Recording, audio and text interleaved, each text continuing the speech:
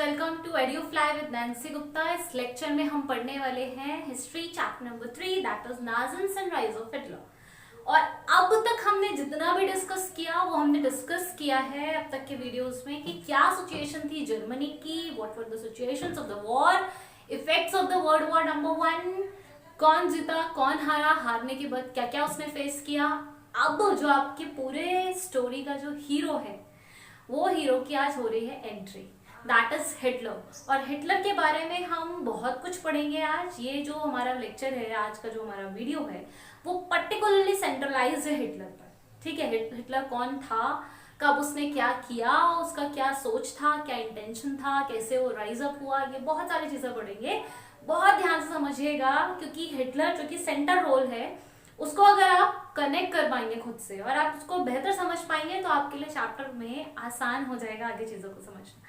So let's begin with that chapter, that is Hitler rise to power. Fine. Hitler कैसे Germany में power पे आया. So we are beginning with the very first thing, that is कि Hitler born कब. ठीक है, जब भी हम किसी के बारे में कुछ जानना चाहते हैं तो आपको पता होगा कि हम उसका डेट ऑफ बर्थ पहले देखते हैं। तो Hitler was born in 1889 in Austria. ठीक है, यहाँ तक तो कोई प्रॉब्लम नहीं है। अब दूसरी चीज आप ये समझिए कि हिटलर अपने यूथ में, मतलब यूथ तक, जब तक वो एक ऐसी सिचुएशन पर आया कि वो चीजों को समझने लगा, तब तक का जीवन उसने अपना सब गरीबी में निकाला है। He was very poor. ठीक, तो ही वॉज पुअर। फाइन। उसके बाद अब जब वो यूथ के बाद आगे बढ़ा अपने जीवन में तो उसने क्या किया, देखिए बहुत इंटरेस्टिंग होगा आपको जानकर कि कैसे उसने अपने जीवन में प्रोग्रेस की और कैसे वो यहाँ तक आया कि कहानी में आज वो हिटलर बनने वाला है। तो वर्ल्ड वॉर 1 के टाइम, जो वर्ल्ड वॉर 1 शुरू हो रहा था, तो उसने खुद को एनरोल किया सबसे पहले आर्मी में। एज अ आर्मी उसने ज्वाइन किया। ठीक, पर उसको आर्मी में रखा गया as a messenger in front. ठीक है, मैसेंजर इन फ्रंट रखा गया। अब उसके बाद कुछ समय बाद उसको कॉर्पोरल पे जो है प्रमोट कर दिया गया। उसके बाद उसने इस कॉर्पोरल पे काम करते करते उसने बहुत सारे मेडल्स अर्न किए अपनी ब्रेवरी के लिए। जिस तरीके से उसने काम किया उसके लिए उसको बहुत सारा सराहना और एप्रिसिएशन मिला। देन जब इतना कुछ हो गया, जब उसको कॉन्फिडेंस आ गया कि अच्छा वो भी चीजों को डील कर सकता है, वो बहुत स्ट्रॉन्ग एक वॉरियर बन के आ सकता है, तब उसके अंदर एक कॉन्फिडेंस आया। और देखो कॉन्फिडेंस कब टर्न हुआ इस इच्छा में कि वो हिटलर बनेगा, ये बहुत इंटरेस्टिंग है जानना बच्चों। देखो वर्ल्ड वॉर 1 के टाइम एक तो जर्मनी हार गया, उसने इतना मेहनत किया, इतना शिद्दत किया। आप ये सोचो कि एक आर्मी से ज्वाइन किया, फिर मैसेंजर बना, फिर कॉर्पोरल बना और एक मेडल भी जीता। जिस चीज के लिए उसने इतनी जी जान लगाई उसी वॉर में वो हार गया, तो मेंटल प्रेशर कितना होगा। वो कहते हैं ना, जो लोग देशभक्त होते हैं, अगर वो किसी लड़ रहे हैं किसी जंग में और वो हार जाए तो हम चाहते हैं ना कि हम अपने दुश्मन को एक और वॉर करेंगे, तब तक मारेंगे जब तक वो हार नहीं जाता। तो इसी तरीके की कोई इंटेंशन नाजी के अंदर बैठ गई थी, हिटलर के अंदर बैठ गई थी। और अब वो चाहता था बदला, सिर्फ वो जर्मनी को आजाद करना चाहता था इन सब अलाइज पावर से।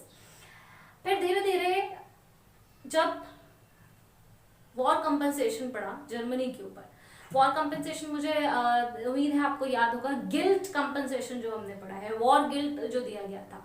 तो उस टाइम जितना भी गिल्ट भरा गया, ठीक है, कि गोल्ड दे दो और ये एरिया दे दो, रिजर्व दे दो, 6 बिलियन का पैसा दे दो, ये सब चीजें देने में स्टूडेंट्स जितनी परेशानी जर्मनी के आम पब्लिक को हुई, रोड पर आ गए, भिखारी हो गए, बिजनेस पर्सन के पास बिजनेस नहीं था, एजुकेटेड के पास एम्प्लॉयमेंट नहीं थी, इन सिचुएशंस ने नाजी को फ्रस्ट्रेट कर दिया to fight for the country. इस कारण से 1919 में, ठीक, ये वजहें थी, ये बहुत सारे रीजंस थे मेंटल प्रेशर के to be a Hitler. Fine. तो 1919 में हिटलर ने ज्वाइन किया जर्मन वर्कर्स पार्टी। ठीक, एक वो टाइम याद करिए जब वीडियो मैंने आपको पढ़ाया था कि इधर वेमार रिपब्लिक है वर्सेस इधर सोवियत यूनियन है। तो सोवियत यूनियन कम्युनिस्ट चीजों को फॉलो कर रही थी जो कि रशिया पे बेस्ड थी, और साथ में उस टाइम पे बहुत सारी सोवियत वर्कर्स यूनियंस बन रही थी। तो इन्होंने भी उस टाइम एक जर्मन वर्कर पार्टी बनाई। धीरे धीरे इसी पार्टी के ये लीडर बन गए और लीडर बनने के बाद इन्होंने इस पार्टी का नाम चेंज कर दिया। नाम चेंज करके रखा इन्होंने नेशनल सोशलिस्ट वर्कर पार्टी, या जिसे आप कॉमन लैंग्वेज में बार बार इस चैप्टर में सुनेंगे, दैट इज नाजी पार्टी। ठीक, फाइनली एक नाजी पार्टी बन गई जिसका लीडर कौन था? हिटलर। यहां तक आई होप चीजें क्लियर होंगी। अब आते हैं नेक्स्ट। जैसे ही ये लीडर बन गए, इन्होंने सबसे पहले एनेक्स किया, मतलब अपनी पावर को कहां कहां दिखाया। तो युद्ध किया और अपनी पावर को दिखाया जब इन्होंने 1923 में बवेरिया को कंट्रोल में लिया, एनेक्स कर लिया, उसको जीत लिया। क्लियर? अब क्या हुआ, जब इस तरीके से ये बहुत सारी और पावर्स को जीतते रहे, एनेक्स करते रहे, तो इनकी एक पार्टी तो बनी चुकी थी। तो उन्होंने राइक्सटैग में इलेक्शंस में पार्टिसिपेट किया 1928 में, और 2.6% ऑफ वोट। राइक्सटैग क्या है बच्चों? राइक्सटैग पार्लियामेंट है जर्मन की, याद आया? तो उस पार्लियामेंट में इन्होंने 2.6% ऑफ वोट अचीव कर लिए, जो कि किसी भी पार्टी के लिए पहली बार में अचीव करना एक विक्ट्री है। धीरे धीरे करके 1932 तक, दैट मीन्स 28 के बाद 32, ठीक है, लगभग 4 से 5 साल, 32 में तो उन्होंने विक्ट्री हासिल कर ली, बिकॉज राइक्सटैग में इनके वोट की परसेंटेज बढ़ के हो गई 37%, जो कि अब तक की सबसे लार्जेस्ट पार्टी की किसी भी पार्टी की वोटिंग रेट थी एक्वायर करने की। तो इस तरीके से इनको सत्ता हाथ में मिल गई, इनके हाथ में पावर आ गई।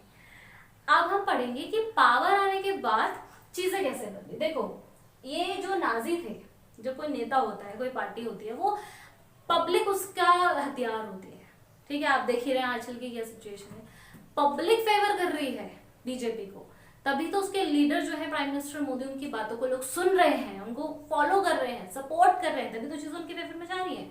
सिमिलरली नाजी को क्या था कि पब्लिक को मोटिवेट करना और कॉन्फिडेंस में लाना है, और नाजी की एक क्वालिटी थी, बहुत अच्छी बात है कि वो बहुत अच्छे ओरेटर थे, बहुत अच्छी स्पीचेस देते थे, लोगों को कॉन्फिडेंस में ले लेते थे, मोबिलाइज कर लेते थे। तो he was very powerful speaker, ये उनकी क्वालिटी है, ठीक।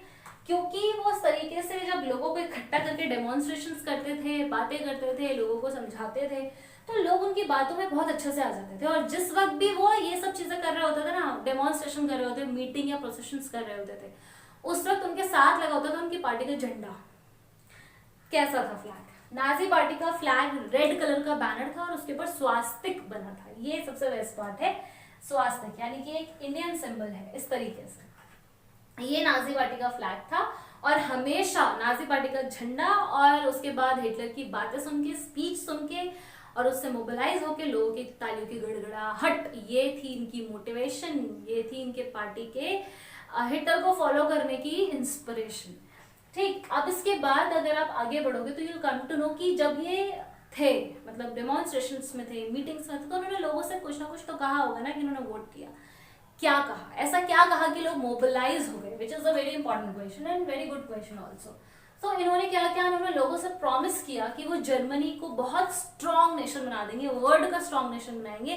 मैं आप तो शुरू से कह रही हूँ कि इस जो कहानी का हीरो है वो चाहता ही है जर्मनी को मिलिट्री पावर बनाना, world first class military power बनाना। तो ऐसा ही इनका वादा था। दूसरा वादा किया, जो जर्मन लोगों की रिस्पेक्ट के साथ खराब हुआ है, जर्मन के नेशन की रिस्पेक्ट के साथ खराब हुआ है वॉर गिल्ड देके, ठीक है, उसको सुधारेंगे, सबको सबकी डिग्निटी दिलाएंगे, सिटीजन्स को और जर्मनी के नेशन को।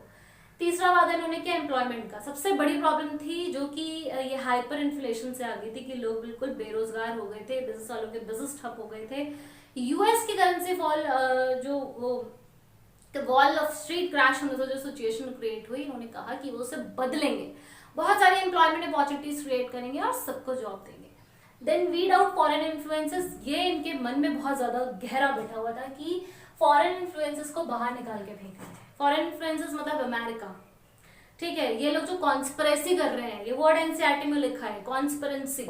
तो इन्होंने कहा है कि जो षड्यंत्र रचा गया है जर्मनी के खिलाफ, बाकी सारी पावर्स ने मिलके हमको कमजोर बनाने का, ये सारी कॉन्स्पिरेसी को ये जर्मनी से उठा के बाहर फेंक देंगे। सारे बाहर के जो ताकतें हैं उनको बाहर कर देंगे और सिर्फ जर्मनी प्रॉस्पर करेगा और उसके लोग खुश रहेंगे, ठीक है। तो इस तरीके से इन्होंने लोगों को मोटिवेट किया, लोगों के अंदर जागरूकता भरी। अब आप सोचिए कि डूबते को तिनके का सहारा, सुना है ना ये प्रोवर्ब, डूबते को तिनके का सहारा। तो जब सारे लोगों की सारी जो निराशाएं थी वो एकदम उनको घेरे हुए थी, तब नाजी ने उनको एक छोटी सी होप दिखाई, और इस होप के पीछे एक वजह थी।